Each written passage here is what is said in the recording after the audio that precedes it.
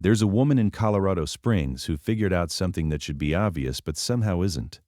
She put a shed around her tent. That's it. That's the whole trick. A plywood and metal shed built around the outside of her dome tent with a gap of about 14 inches between the two walls. On the night of January 11th, 2024, when the temperature outside her camp dropped to minus 15 degrees, it was 60 degrees inside that tent. No heater, no fuel, no electricity. I didn't believe it either. My first instinct was to assume I was missing something. Some propane stove she wasn't mentioning. Some heating blanket running off a battery pack. Something. Because minus 15 to 60 degrees is a 75-degree swing, and you don't get that from plywood and a nylon dome tent no matter how you arrange them. So I started asking questions. And the more I asked, the more I realized the trick wasn't what I thought it was. The shed wasn't doing what I assumed it was doing. The tent wasn't doing what I assumed it was doing. And the gap between them, that 14-inch strip of air that seemed like wasted space, was doing almost everything. Her name is Nadia Prokashova. She's 51. She spent 14 years as a building inspector for El Paso County before a bad fall on a job site left her with a crushed vertebra in her lower back that took 2 surgeries to address and still didn't fully fix. She lost the job during the second recovery, lost the apartment 6 months after that. She's been outside for 3 winters now, and she spent most of that time thinking about the same problem that all the engineers who built your house thought about, just with worse materials and higher stakes. How do you stop heat from leaving? When I first heard her explain the double shelter idea, I thought I understood it. 2 layers of wall mean more insulation. Simple. Same reason you wear a coat over a sweater. More material, more protection. That's actually wrong. And I want to stay with that wrongness for a minute, because it matters. The coat over sweater model feels completely correct. It matches everything we know from daily experience. You put more stuff between yourself and the cold, you get warmer. More layers, more material. Seems airtight. But here's the problem with that model. If you took Nadia's shed, just the shed, bare, no tent inside, and you slept in it on a minus 15 night, you'd be in serious trouble. The shed alone, even fully sealed, even with good plywood walls, wouldn't hold your body heat. It's too big. The volume is too large for one human body to warm. You'd be sleeping in something that felt slightly less cold than the open air, but only slightly. And if you took just the tent, just the dome tent pitched in the open, you'd be warmer than the bare shed, but you'd still be in danger at minus 15. Dome tents are not designed for that temperature range. The nylon is thin, the poles conduct cold, the floor is basically nothing. So, shed alone, bad. Tent alone, bad. Shed around tent, 60 degrees. That's the thing I couldn't square. Why would the combination be so dramatically better than either component? Why isn't it just a little better than the tent alone? Why is the gap between them doing so much more than either wall on its own? I need to back up and ask a more basic question, because I've been assuming you know the answer and I'm not sure I knew it myself before I started poking at this. What is insulation actually doing? I mean at the physics level. Not keeping heat in. What is the physical mechanism by which insulation works? The answer is, insulation traps air. That's it. All of it. Every form of insulation that's ever existed. Fiberglass bats, spray foam, down feathers, wool, hay, cork, fur, newspaper. Every single one of them works by the same mechanism. They trap air and hold it still. The insulating material itself barely matters.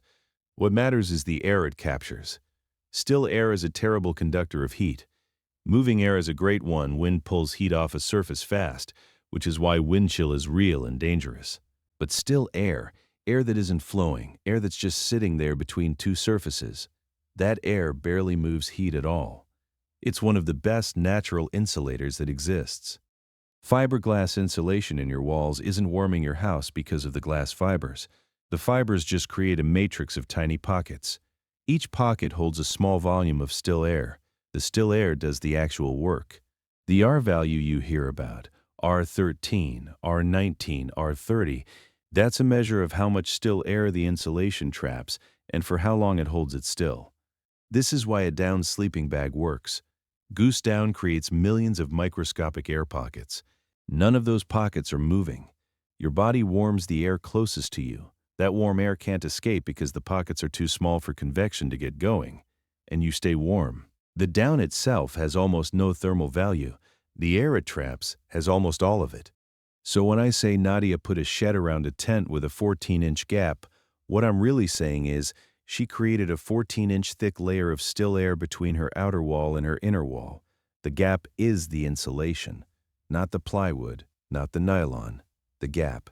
Now the question becomes, why does the gap work so much better than you'd expect? Because here's the thing about that gap. 14 inches of still air is a genuinely impressive insulator. But it's not just the thickness that matters, it's the fact that the air in there can't move. Convection, moving air carrying heat from one place to another, is your enemy when you're trying to stay warm. Convection is how wind steals heat from your skin. It's how a drafty room drains warmth out of a space even when the walls themselves are decent. Moving air is always pulling heat away from wherever it's warmest toward wherever it isn't. Inside that 14-inch gap between Nadia's tent and her shed walls, the air isn't moving.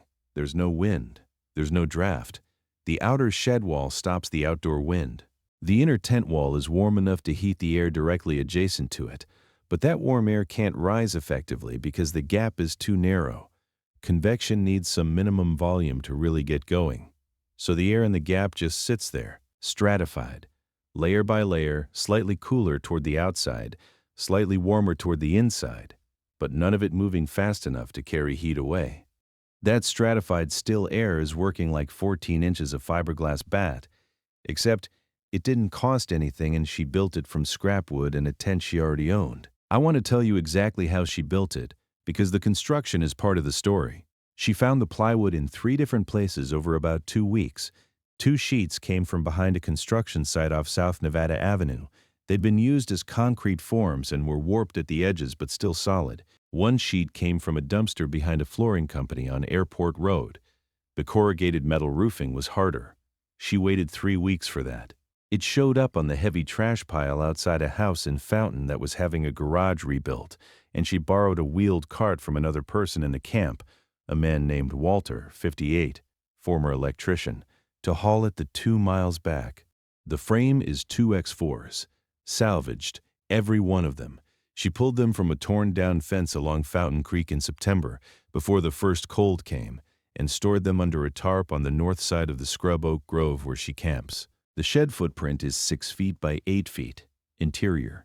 She built the frame first, floor joists on cinder blocks to get the floor off the ground, and then raised the walls in 2 sections because she was working alone and couldn't lift a full wall panel without it falling over. The roof is the corrugated metal, pitched at one edge to shed rain and snow, screwed through into the top plate of the framing with whatever screws she could find, mostly drywall screws from a coffee can Walter kept in his cart. The tent goes inside. It's a 6-person dome tent, Coleman, the kind you'd use for car camping. She bought it at a Goodwill for $11 2 winters ago. When she sets it up inside the shed, the tent walls are about 14 inches from the shed walls on 3 sides. Closer to 18 on the 4th side, where she put the shed door because she needed clearance to get in and out. The tent door faces the shed door. She enters the shed, closes the shed door, steps across the gap, unzips the tent, gets in, zips the tent behind her. 2 doors, 2 seals, 2 walls, 1 gap. What I kept wanting to understand was the temperature differential. How does a gap of air get you from -15 outside to 60 inside? So I asked Nadia to walk me through a night. Outside is -15. She goes in around 8 in the evening. The shed at that point, having sat all day with no sun hitting the roof, is maybe 10 or 12 degrees. Cold. Not outside cold, but cold. The gap is the same temperature as the shed interior, roughly. The tent is also 10 or 12 degrees.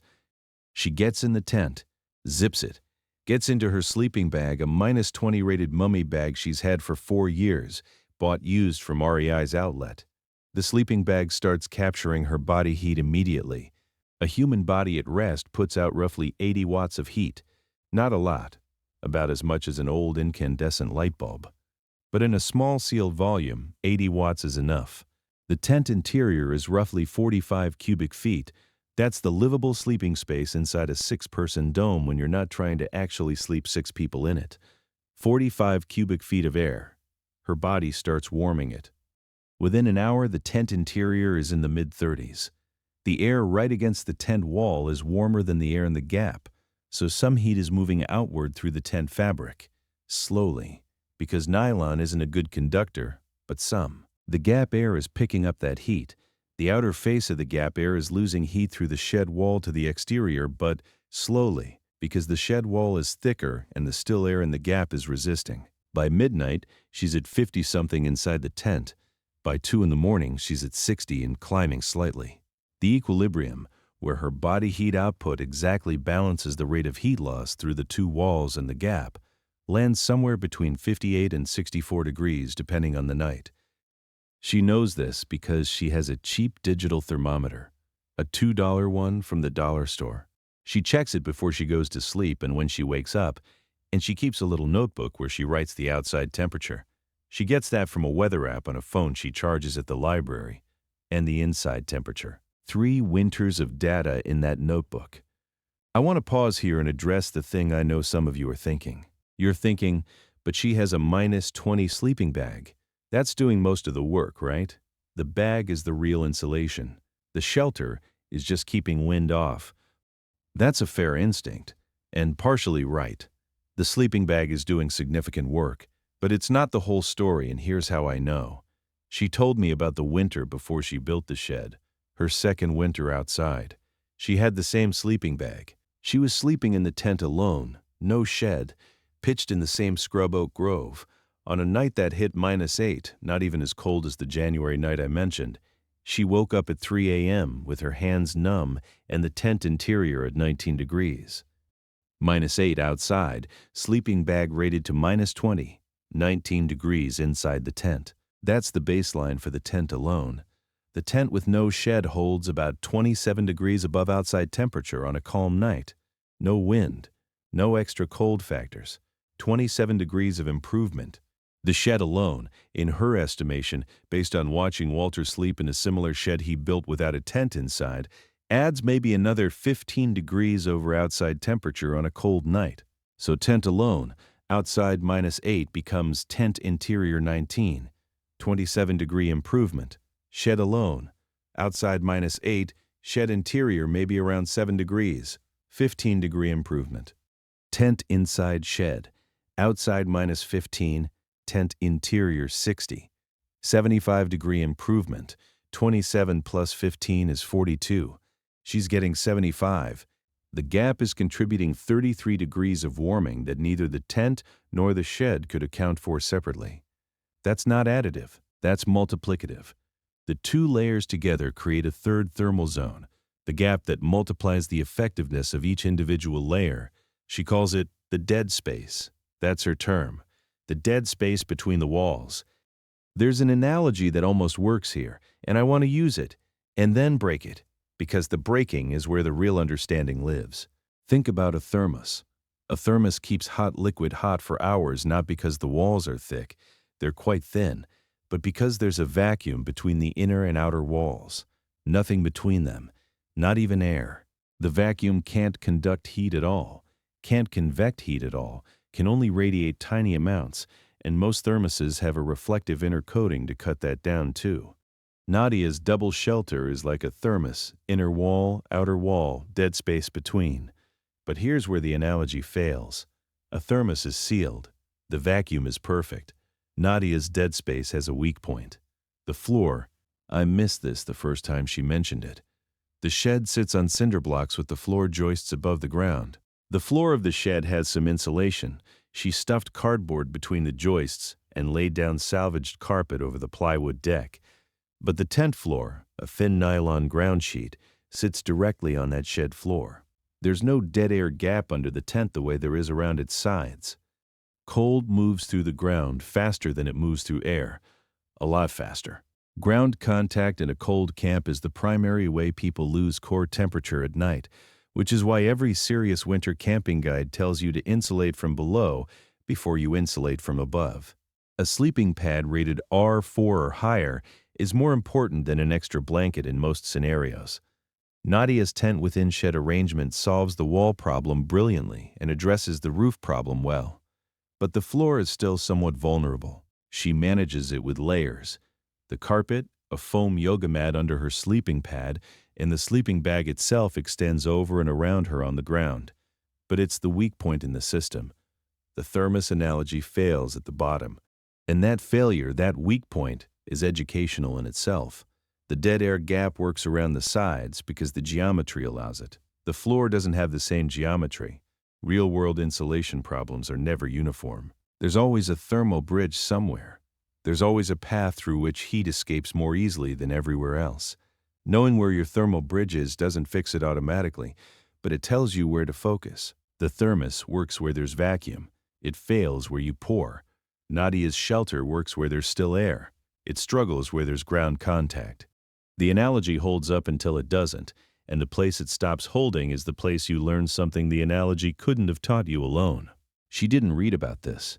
She worked it out herself, and the process of working it out took about 5 months of bad nights and iterative adjustment. Her first winter outside, she tried what most people try. She had a tent, she had a sleeping bag, she had some extra blankets. She was cold every night. Not dangerously cold, but the kind of cold that means you don't really sleep. You drift in and out of something that's not quite rest, and you wake up stiff and exhausted. She tried adding more blankets. Marginal improvement. She tried a smaller tent, a one-person bivy, thinking less air to heat. That helped some, but the bivy was claustrophobic enough that she couldn't tolerate it for more than a few nights. She tried building a windbreak out of pallets and tarp on the north and west sides of where she pitched the tent. That helped. Wind was the first variable she successfully addressed. Cutting the wind made a noticeable difference, enough that she started thinking in those terms. What else is stealing heat, and how do I stop it? She knew about building science from her years as an inspector. She knew that walls had R values.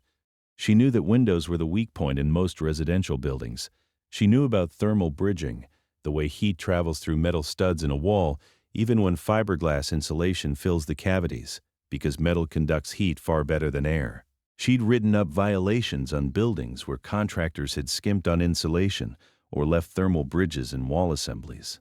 What she didn't know, or hadn't thought about, was how to apply those principles to a portable structure with salvaged materials and no budget. The shed idea came to her in her second winter, when she was watching a neighbor in the camp, an older man, Darnell 63, who'd been outside for 6 years, build a wooden box shelter that was clearly too big to heat.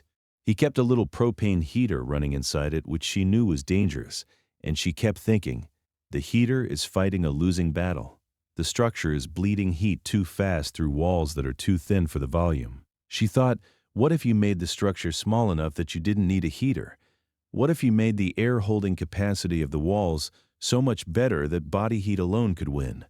The tent was the inner core. The shed was the outer shell.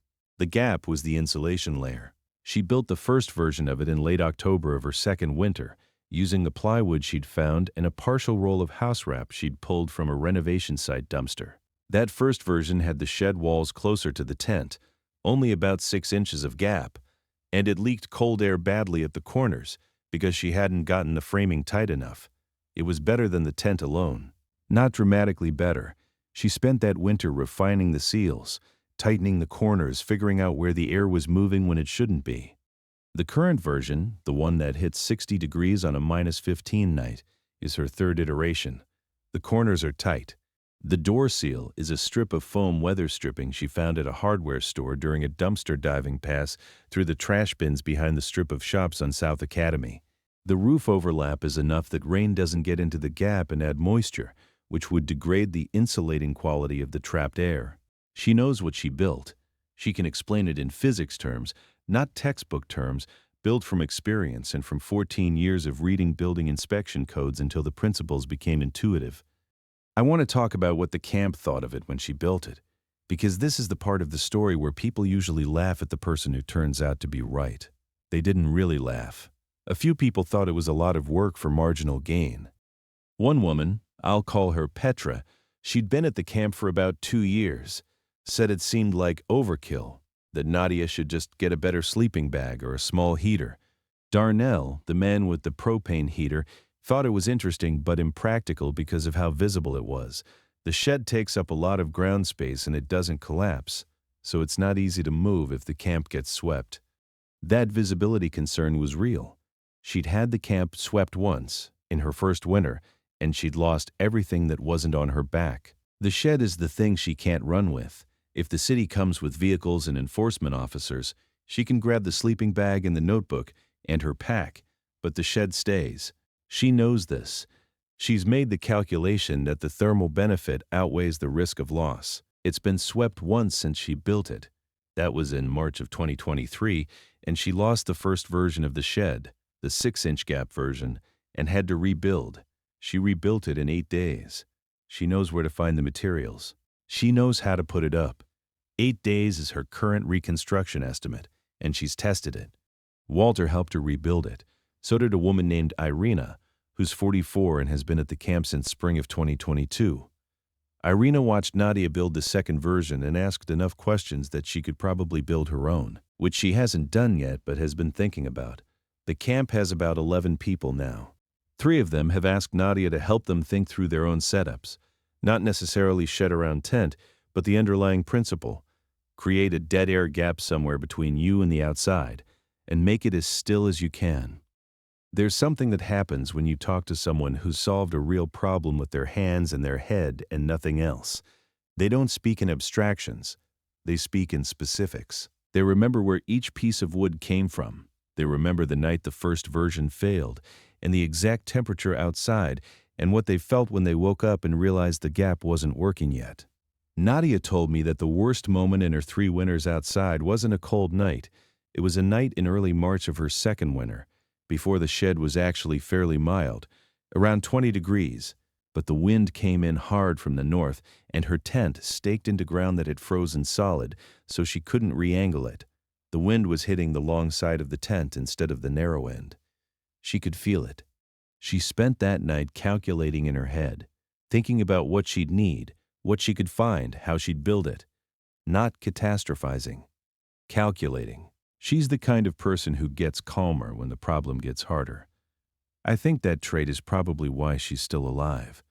By morning, she had a design in her head that was mostly the version she built 7 months later. The double shell principle, inner wall, gap, outer wall, isn't new. It's ancient, actually. Mongolian gurs, what most people call yurts, have been built on this principle for over 2,000 years. The felt walls of a traditional ger are thick, yes, but the real thermal performance comes from the way they're layered and the way the round shape resists wind from every direction equally. There's no corner to catch a gust. The geometry works. Norse longhouses were often built with the inner living space separated from the outer wall by a narrow walkway, a gap between the inhabited interior and the outer skin of the structure. Not designed for warmth exactly, but the effect was thermal.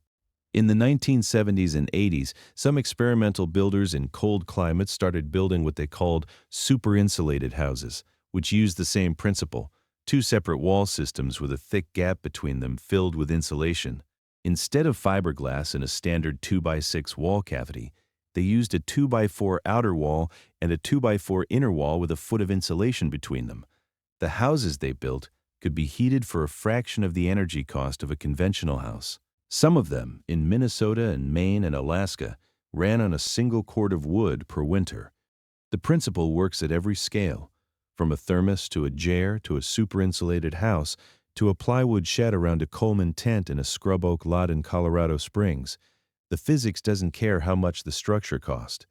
I've been thinking about what makes Nadia's solution feel surprising when it shouldn't be. Part of it is the context. When we think homeless camp, we're not typically thinking applied building science. The frame we bring to that situation is one of desperation and improvisation, not systematic problem solving. So when someone in that context produces a solution that reflects a real understanding of physics and building principles, it catches us off guard. But part of it is also that most people who live in conventionally built houses don't actually know why their houses work. They know the house is warm. They don't know why the walls are the thickness they are, or why the insulation is in there, or what R-value means, or why there's a gap between the brick facing and the actual wall in a lot of residential construction. Nadia knows. She knew before she became homeless, because her job required it. She's applying knowledge that was always there to a problem that became urgent. I keep thinking about that contrast. The knowledge didn't change, the urgency did. Most of us carry around understanding of the world that we've never had to use in earnest. We know things in theory that we've never needed in practice. And we tend to think of that knowledge as inert, as something we have but don't need. Nadia discovered that the knowledge wasn't inert at all. It was the most useful thing she owned, and it cost nothing to carry. On a Tuesday in February of this year, the temperature in Colorado Springs hit -12 at 2 in the morning. She wakes up once or twice most nights, old habit from a life of light sleeping, and checked the thermometer. 61 degrees inside the tent. She wrote it in the notebook. Temperature outside, -12. Temperature inside, 61. She wrote it the way she writes all the entries. Date, outside temp, inside temp, any notes about wind or weather. Then she went back to sleep. That's the whole story. That's where it ends, not with triumph or vindication or anyone realizing they were wrong to doubt her. It ends with a woman checking a thermometer in the middle of the night and going back to sleep because the number is what she expected, because she built the thing correctly, because she understood the physics before she drove the first nail. 73 degrees of difference between outside and inside. Built from scrap wood, salvaged screws, a tent from Goodwill, and 14 years of reading building codes in an office she doesn't work in anymore. The gap between two walls. She called it the dead space. But it's not dead. It's doing all the work.